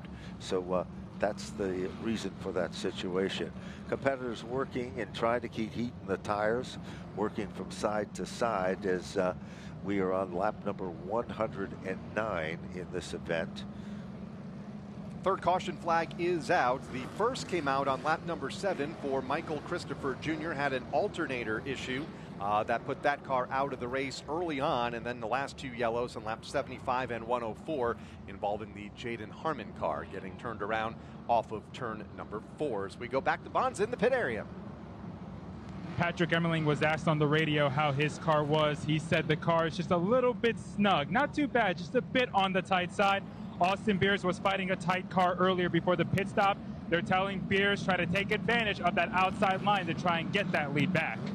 You know, that's going to be the situation, especially when we go back to green. Remember, Patrick Emmerling's looking for that three-peat, Kyle, and that's not an easy accomplishment. He was the big winner at White Mountain. Previous to that, he was the winner at Claremont, and now he's looking to be the winner here again at Monadnock Speedway. So, and it's a big night for them because his sponsor is, of course, a sponsor in the event itself. They are indeed in USNE Power for Patrick Emmerling. The first time he has ever led here at Monadnock Speedway. Or to check that, he has led in the last 4 races here at Monadnock. Still looking for that first win here tonight. Out front in car number 1 and looking for 3 in a row, as Ben mentioned, as he comes off of turn number 4. Austin Beers to his outside lane, back under the green flag as they go back to turn number 2, a high-speed pace lap. Certainly is, and as the front 2 are side by side, the second row pretty much does the same. Lutz seems to have the most power as he sets in the outside position number 4. Meanwhile, still digging in hard is Beers, but it's still Emmerling, and look out because here comes Tyler Ripkema. Ripkema's looking for a piece of real estate that don't exist. 6 cars have risen at the top of this field. It is tight at the front of the field. The 2024 winner here at Monadnock, Patrick Emmerling to the inside, to the outside, Austin Beers by less than a car length, now a full car length as Beers will squeeze down to the bottom, try to push Emmerling up the track off of turn number 4. All of this in front of a gaggle of cars behind them from third on back. No question about it. Bumper tag was the story there. Ripkema still guards the inside lane. Lutz shifts back again. That holds up Matt Hirschman a bit. Hirschman is stuck in the upper lane behind Lutz. Meanwhile, Ripkema moves in. Here comes Paulie Hartwig, the youngster. He's now moving in on the bottom. And now Matt Hirschman goes from the outside to the inside. Car number 60 has now moved in, taking over position number 5, but it's short-lived. Hartwig up to the 4th spot as they cross the line, and then it's going to be Lutz to round out the top 5, just in front of Hirschman and Kopsik as the top 3 begin to put a little daylight between each other. Race leaders Patrick Emmerling, a couple of car lengths back. Second place running Austin Beers, and then a 1 car length back is Tyler Ripkema. Old Blue in number 3, all glued to the bottom of the racetrack. Meanwhile, John McKennedy has worked his way back into the top 10. That adjustment that he made in the suspension is obviously working. He works his way around the Catalano car and now runs along the outside of Stephen Kopsik. That suddenly becomes short-lived. Back towards the front of the field, Emmerling is setting a blistering pace. We are running strong up bottom of the top 10. Little contact was made there as John McKennedy continues to run a completely different line than he ran earlier. Matt Hirschman gets turned over turn number 4. Stephen Kopsik, caution number 4. A little contact was made, and Matt Hirschman goes around with the number 60 car, and that was a battle that was going on in the field with Kopsik just at the bottom of the top 5 in the 6th and 7th positions. Very seldom do you see Matt Hirschman ever in a situation like that. Hard to avoid that situation. Some hard racing over in turn number 3. Turned Matt Hirschman around and puts us under the caution flag for the 4th time in this event. Austin Beers in the second spot, looking for his first win here at the Speedway. Second twice in 2023 and 2024. And I want to clarify, Patrick Emmerling, indeed a former winner here back in 2024, and has led a lot here over the last 2 years, continuing the lead here this evening in car number 1, looking for 3 in a row here on the tour, and looks strong at the front of the field right now. He has got these bull rings dialed in here in the midsummer portion of this NASCAR Whelen Modified Tour season. Certainly has, and we've got about 74 circuits when they come and cross the start-finish line remaining in this event, so it's not over with yet by any stretch of the imagination here. Caution still remains out. Patrick Emmerling is still the leader, of course. Austin Beers is still shown in second, and it looks like we've got some more takers that are waiting for perhaps pit road to open back up again. Pit road is closed this time by. They will allow the cars that want to pit to make the move to the outside lane. Nocella being among them in car number 17. Doug Coby, it looks like, is going to pit. Corey Plummer, Matt Hirschman, Teddy Hodgson. Those 5 cars stepping out of line to the outside of the racetrack off turn 4, and they have been given the go-ahead to pass the safety truck. They have about a lap and a half or so to get their work done over behind turns 1 and 2 in the pit area. And we can see those cars heading in. As we said, we're looking at Matt Hirschman's car, right side of your screen. He's making the loop around. He is one of the cars pitted on the other side. Let's go down to Bonza Tufa. And, of course, Matt Hirschman with car number 60. The last time Hirschman pitted, he said the car was loose. They made a track bar adjustment. Now after the spin, they're going to adjust the cross weight and also take a little bit of air pressure out the right rear tire, because he said he's still buzzing the rear tire, the right rear tire, coming off the corner. So Hirschman trying to get that car snugged up a bit for these last several laps. He's going to be down and away, and there he goes. Hirschman last pitted on lap number 79, back out on the racetrack here under this latest round of stops on lap 127. And he'll make his way off of turn number 2 and rejoin toward the tail end of the field ahead of Doug Coby, who also rejoins him on the back straightaway. And here comes Teddy Hodgson. Yes, they quickly make it back out, and that's going to change things a little bit as they'll get back in the formation that they were running. So Matt Hirschman's car, you saw those adjustments there. Hirschman is moving back to the location that he was running at as things got a little heated during that. 129 continues to show up on the scoreboard as well. Hirschman has really found his groove here in the last month or so. Yes, picked up that win at the Seekonk Speedway to open up the month of July. Second at Claremont, 5th last week at White Mountain, and we get a look at the replay there over in turn number 4 of the 60 car getting turned around. Certainly has, and of course you just saw that situation. There was a little contact, hard racing, whatever you call it. You decide, because it's too tough for us to call, even from our great advantage point in this event. Steven Kopsik had one of the quickest cars in the final round of practice today, so that is a quick race car, and believe you me, he's not done yet. As you look at our field, he is now in the 6th position, and John McKennedy made all the right adjustments because he's standing in the 7th spot. Then Catalano is directly behind him. That's Tommy Catalano with car number 54. Goodale has been right there. Ronnie Williams is there. It looks like we're about ready to go back to green.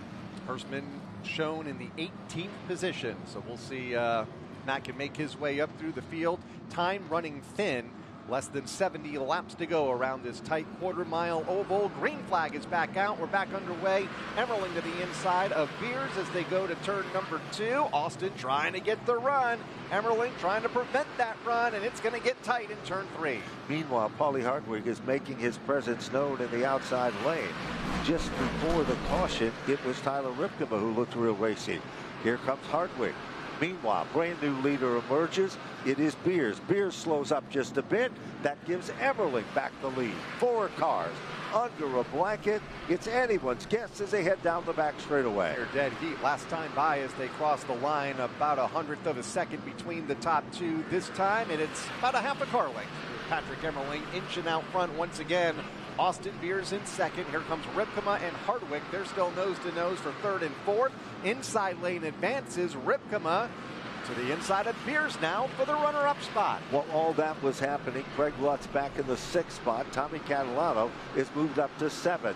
Ripkema moves into 2nd. He runs in the tire tracks of Patrick Emerling. Further back in the field, side-by-side bid, and it is Lutz who continues to fight hard, but Catalano is there.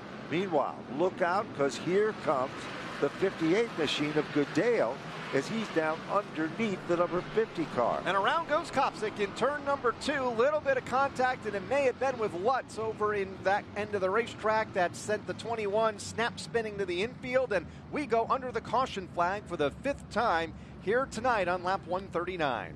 Well, it does appear that the right front suspension on the Lutz machine, the wheel is literally laid back to the top side of the racetrack, and the number 21 machine, even though he spun to the bottom and some contact was made, he is able to pull away and drive away. When pit road does open up, for sure, we know that no question about it, the car that had to go to the pits was the Lutz car, as that car had severe damage done to the right front wheel. Talked earlier about the Stephen Kopsick team wanting to get the ship righted. It has been a tough second half of this season as we have run after starting the year with 3 top 2 finishes in the first 4 races, but ever since that eventful race at Riverhead that led to a 9th place finish, had to recover from a couple of spins that day, has been 14th in Oxford, 19th at Claremont, had the power steering issue, 11th at White Mountain, and another spin here. Get a look at it there in turn 2. It did. It appears that hopefully we can get that shot back again, because it appeared that the 21 of Stephen Kopsick tried to make the move to the bottom. Lutz was on the outside, and here is the end results. Lutz is backstage trying to get it all back together, but for the number 21 car, that isn't the story yet. Is he going to be one of the takers, as pit road will be opening up very quickly here as well? Looks like at least 4 cars out of line, including Stephen Kopsick, who spun a moment ago. We'll get another look at the replay over in turn number 2, and it looked like left front to right rear contact with Lutz on Kopsick. Sent that car into a spin. And once Lutz got up in the what they call the marbles on the top side of the racetrack, that's where the real problem developed. Let's go back down. Bonza Tufut, they're heading towards you. Stephen Kopsick is going to make his way down pit road after having that spin. They were asking Kopsick what he needs for adjustments. He said, let's come down and check the stagger on the 21 car. He was saying the car was a little bit loose earlier and made an air pressure adjustment to remedy that. He's going to make his way down in a moment. Here it comes in that 21 car. Another bad break for that team, but it's still not over yet. He comes in. Kopsick said take a couple pounds of air out the left rear tire, and that's what they're going to do. They jack the rear of the car up. They're going to take the air pressure out. A minor adjustment. Kopsick overall is pretty happy with the car. He's been happy all day, especially in race trim. So hopefully this adjustment for them will get the car more dialed in as they get ready to roll out for the restart. You know, this is very interesting because most of these cars have a crew chief, and that person is making the shots. Imagine this, the guy behind the wheel, Stephen Kopsick, is telling his crew exactly what he wants. Now, his dad, Nick Kopsick, is the crew chief that is involved, but a lot of strategy of a different type goes on with car number 21. Heading back out of the pit area, Chenette's number 8 machine, followed by, of course, the number 9 of Jaden Harmon. Trevor Catalano has also made a stop and has rejoined the tail end of the field. Ronnie Williams comes back out onto the Speedway, one of, I count, 6 cars that have entered the pit lane here under this caution flag, 5th time tonight. And for these cars that are exiting pit road, it's their 2nd or, in some instances, their 3rd trip down the pit lane.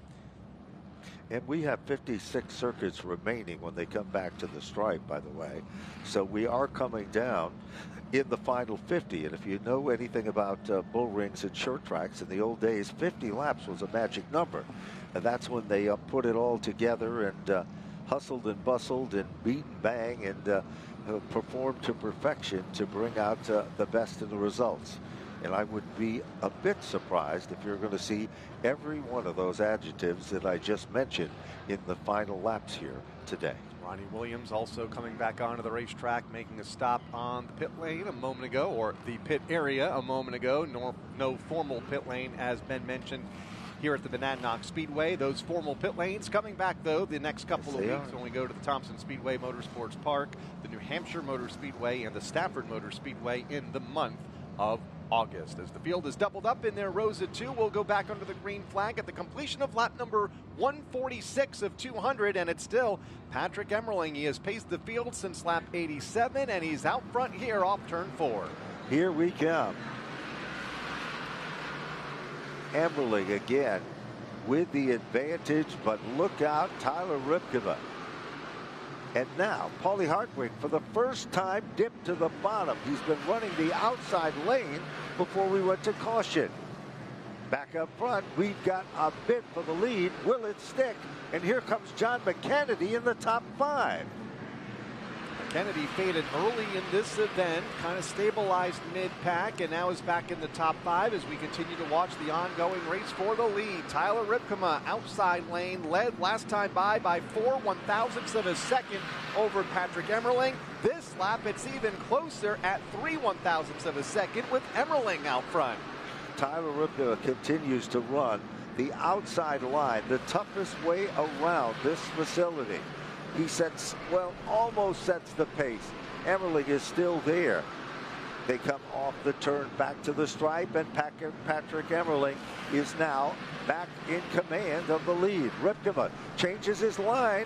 He'll try to make it work. Doesn't happen this time. 151 and counting. Ripkema giving him a run for his money and keeping him honest in that second spot in car number 3 as we enter the final quarter of this event. 152 of 200 laps in the books. Paulie Hartwig trying to improve on his career night from a week ago. Tying it right now in third in car number 73, having a nice run here late in the going. Austin Beers challenging for the lead a few laps back, has settled in the line in 4th. And meanwhile, look a little further back, all of a sudden Andrew Moeller was all over Goodale. That was the battle for the 7th and 8th position. Doug Colby has now emerged among the top 10 cars in the 9th position. And Anthony Nocella is trying to hold that line. Where is the 60? Well, Matt Hirschman is back in the 11th spot and trying to find an opening that just doesn't seem to work to his advantage. You mentioned Doug Colby. He has sneakily climbed through the field. Remember, he was just trying to stay on the lead lap in the first half of this event. Car 28 has worked his way into the top 10, running 9th right now behind Andrew Moeller as they go back to turn 1. Ahead of them, this battle for position showing the 54 of Tommy Catalano to the inside of John McKennedy. That is for positions 5 and 6. John McKennedy has a completely different line at this point of the event. Early in the event, he had a car that worked on the bottom. It's stuck, and it is sticking in the outside lane. Catalano is there. Side by side, they run lap after lap. Watch McKennedy. He comes off the turn strong. But on entry into the bottom of the turn, Catalano is there.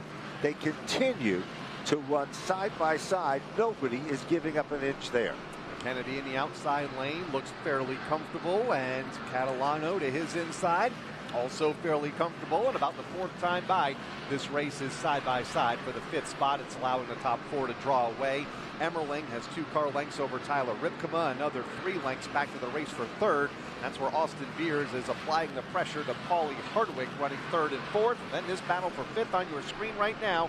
Catalano will finally clear McKennedy up the backstretch. He does it, and he earned every bit of it. Let's look a little further back. Where is Matt Hirschman? Matt Hirschman is back to 15. Just a few laps ago, he was up in the top 9. Stephen Kopsick has moved into 12th.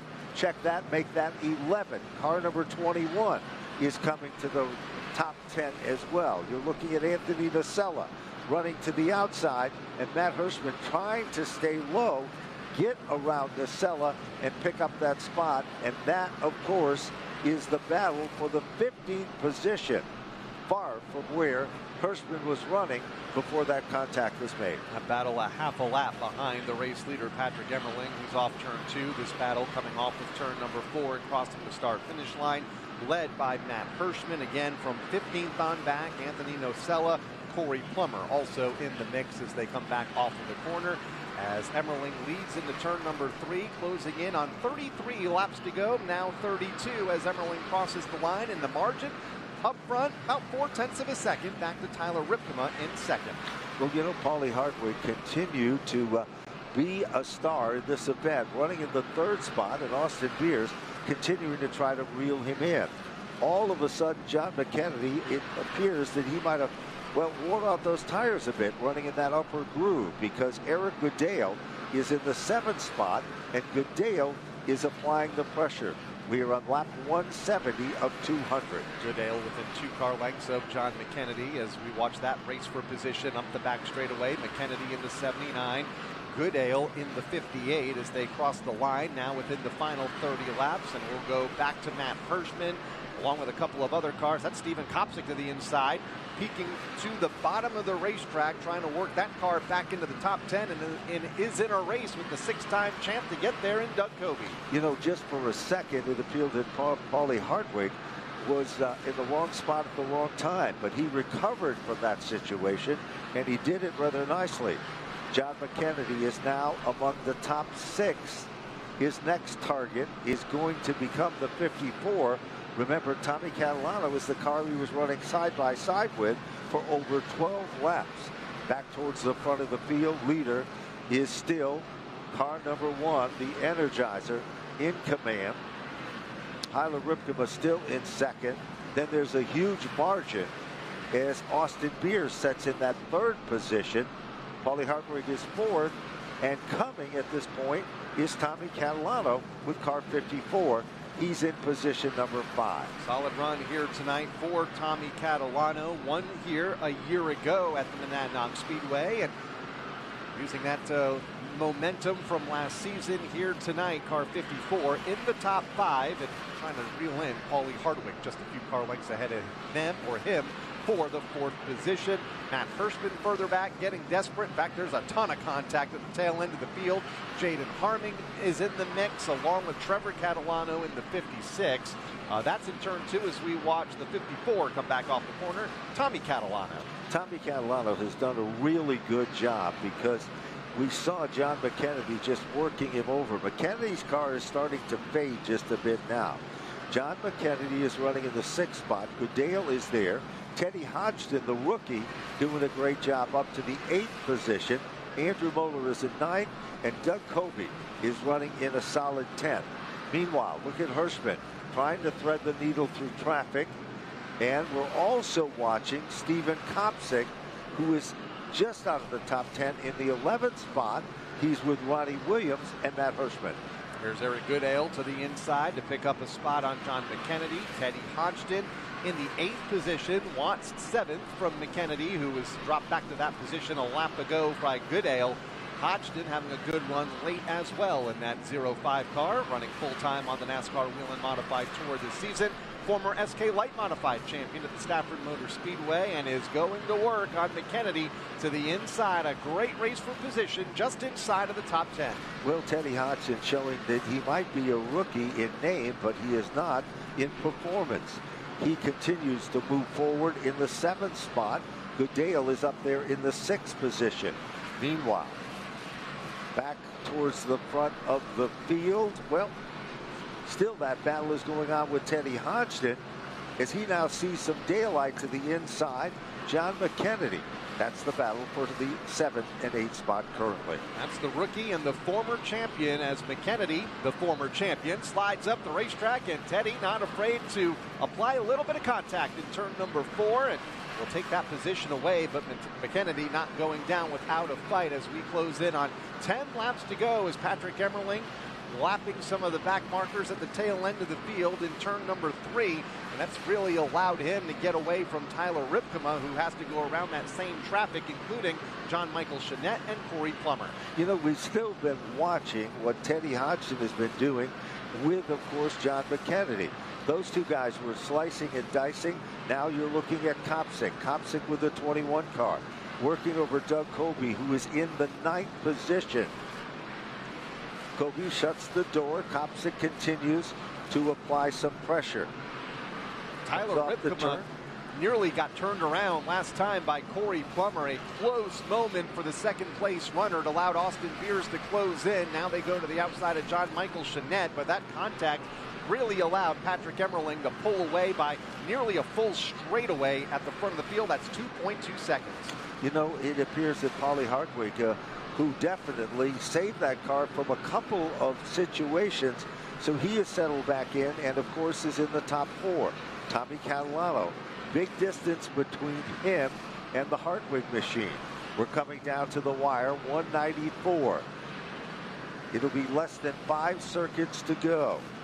Patrick Emmerling took the lead on 87, fought hard, relinquished it, but not a complete lap on many an occasion throughout this event.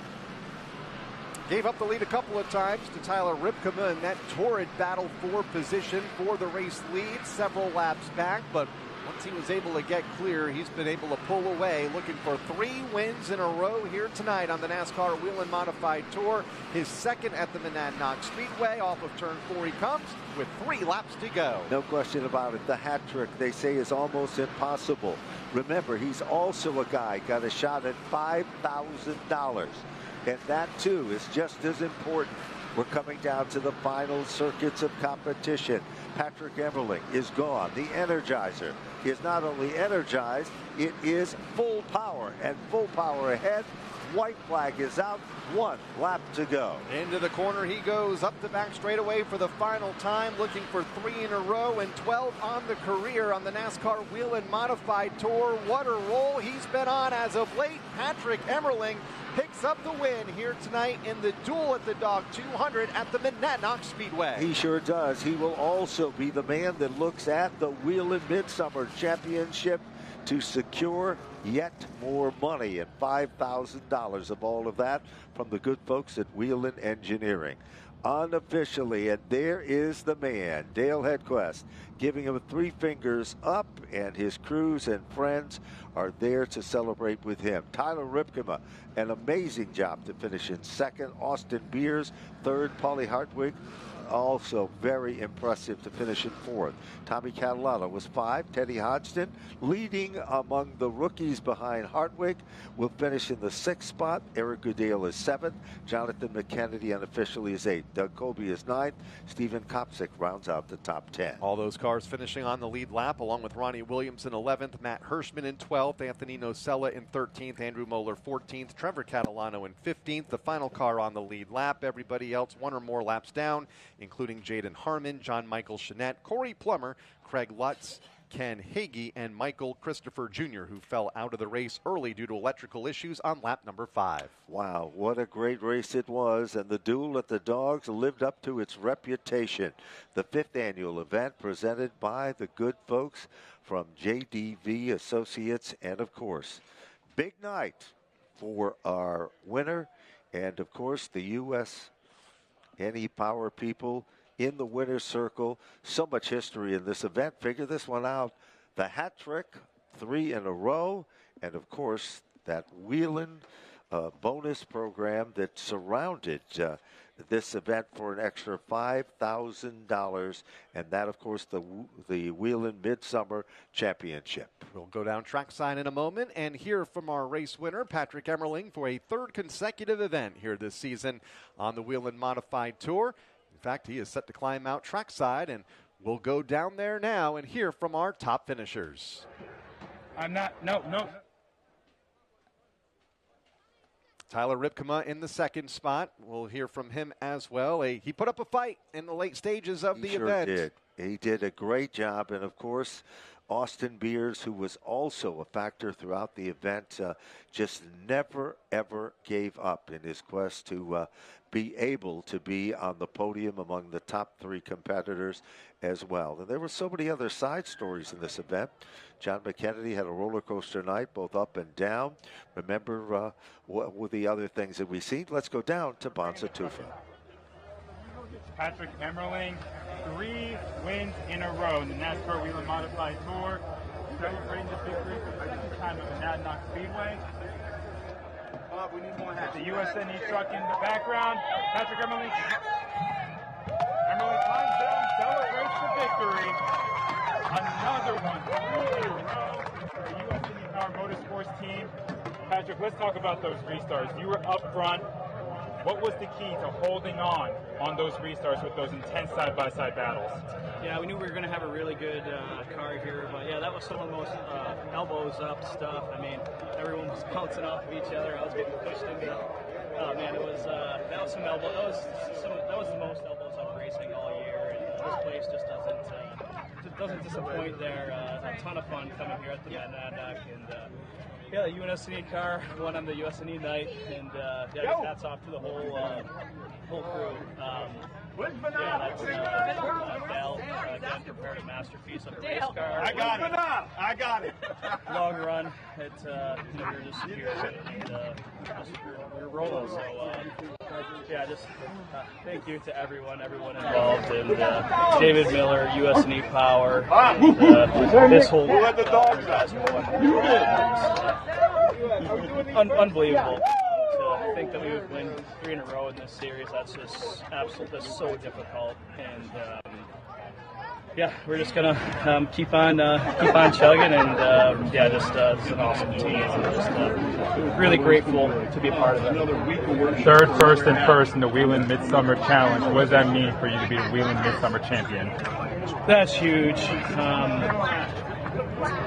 Man, that's just speeches. That was our goal going into the day, and yeah, we just executed. My mic is connected to Bonza's or his mic. Isaiah's mic has the other mic, not Bonza's mic.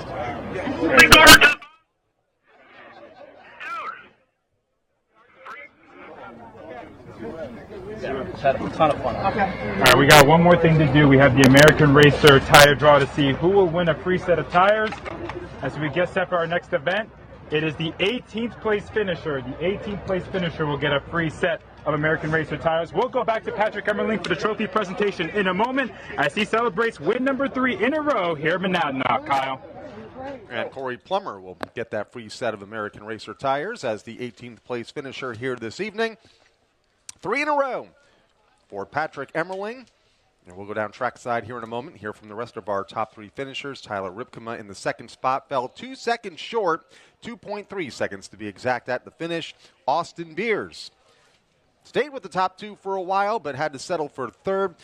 Ripkema nearly got turned around by a lap car in the late stages, and that really allowed Emmerling to get away at the front of the field. I think there's so many other side stories, and Paulie Hartwig is among them. We're looking at, of course, the good folks from USNE Power, the crew chief, Dale Hedquist, and, of course, Patrick Emmerling. And what an amazing accomplishment, and that's exactly what he said he was able to pull off here today. Big smile, the three-peat, and, of course, being the Whelen Midsummer Championship contender. He told them how important that was as well. Second win here at the racetrack. His last win here at Monadnock came in the 2024 season. Had good runs here a year ago, a runner-up finisher, and along with an 8th place finish in the 2 races held here at this racetrack last summer. And what a year it has been for Patrick. His lowest finish of the season, a 13th at the Thompson Icebreaker. For the most part, especially in the last month, he has been in the thick of things, battling for the race lead, and now 3 consecutive checkered flags. You know, remember, Kyle, we went back a year ago, and what we saw Patrick Emmerling come to life on the big speedways. He came to life at Thompson, and he went on, and he had that string of success. He did it this year on the bull rings, the opposite end of the playing field.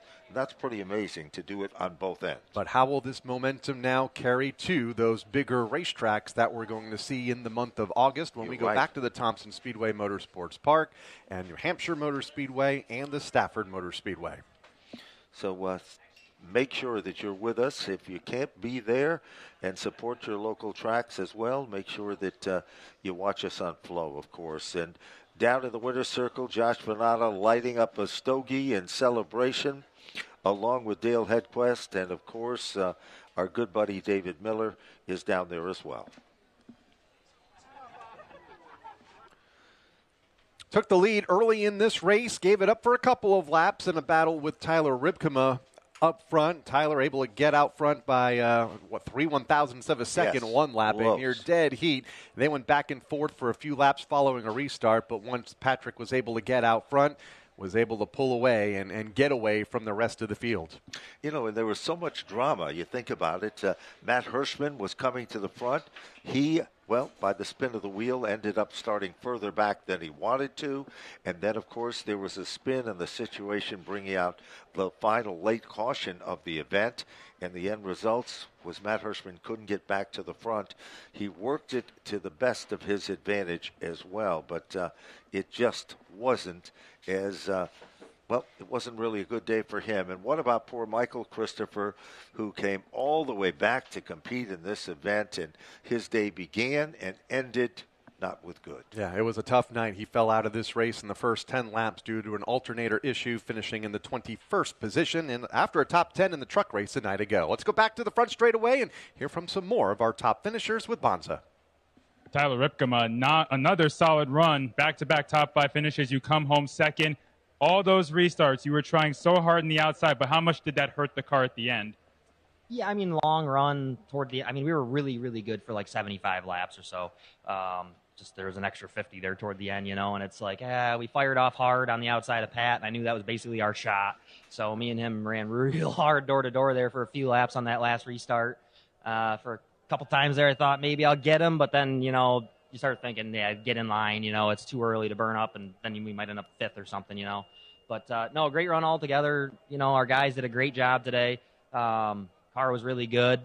Just needed a little bit more at the end there. I thought after I cleared him behind Pat, I saw him get real free a couple times up off, and I thought, here we go, you know, we'll be able to get him. And then he just slowly started walking us, and he had a really good car, and he's got a really great team, and good job to him and everybody tonight. Quite a save with 10 laps to go, too, huh? Yeah, I don't know what the deal was there with the lap car. I just rolled in on the outside of him, and next thing you know, I'm getting door slapped hard in the left rear, and I thought we were going around for a second. But was able to collect it and bring it home, and then it, you know, brought Austin back into the picture, and it's like, oh crap, I don't have the drive off for this right now, and but we were able to get it there to the end and finish second, so another second this season. That's another second place finish. As he said, he had to hang on to the car to hang on to the runner-up spot, holding off Austin Beers, who comes home third. You were battling for the lead before the pit stop. What was missing after the pit stop? Just fire off. We just couldn't get it to fire off on the restarts, and that's ultimately what lost us the race. Obviously, we're pissed off with a third. You know, third week in a row, we've got a really good car and just haven't capitalized on it finishing-wise. So congrats to the one team. They're on a roll right there, but thanks to Mike and Maggie Murphy for allowing me to run their race car. And, you know, obviously we're getting better and better every week, so hopefully we can go on our little run of our own soon. Austin Beers looking to pick up the pace and hit victory lane for the first time this season. He finishes third. We'll make our way in a moment to victory lane to meet with Josh Veneta as he presents the trophy to Patrick Emmerling. Kyle. Fourth consecutive top 5 finish for Austin Beers here tonight. I know he's not happy. He's not in the winner's circle celebrating here at the start-finish line, but another good, solid run for the defending champion. Certainly is, and of course showing a lot, as he always does every time he comes out to compete here. Well, now we see in a few short moments we're going to be heading down, and of course the prestigious event that you heard Emmerling with a lot of emotion when he was discussing that. Josh Renata is there talking with him at this point. Bonza Tufer is down there as well, as they are about, looks like just a couple of moments away from making that grand presentation trackside. All right, we're here in Victory Lane as Dale Hedquist was having a little fun with the confetti cannon, but here with us is Josh Veneta of JDV Productions, and he's going to present the trophy to our Midsummer Champion presented by Whelen in Patrick Emmerling. Josh? Well, Patrick, this is the second time that I've had the opportunity to present you with the Whelen Midsummer Championship trophy. Congratulations to you and to the entire USNE Power team on being the 2026 Whelen Midsummer Champion. I'm honored to welcome Marion Hostley, who represents the thousands of employees at Whelen Engineering who made this possible. Congratulations.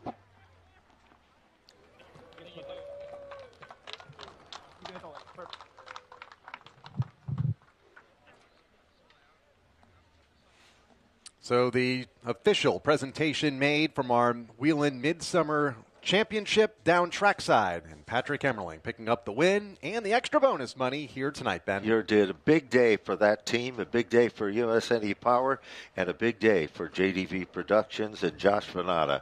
There's no doubt about that. As the celebration continues, it looks like another successful event has taken place here at this facility. I want to remind the race fans they've got a big open modified show also coming up next week here at this racetrack. For more information, check with them and check out the web. We rejoin the NASCAR Whelen Modified Tour on Wednesday night, August 5th at the Thompson Speedway Motorsports Park. A busy month of August also includes a stop at the New Hampshire Motor Speedway and a return trip to the Stafford Motor Speedway for the first time in 5 years. An eventful night here this evening, including a mid-race spin by Steven Kopsick over in turn number 2. Great racing at the front of the field all night long between race winner Patrick Emmerling and Tyler Ripkema, but at the finish, it was Patrick Emmerling winning his 3rd consecutive NASCAR Whelen Modified Tour race here tonight at the Monadnock Speedway.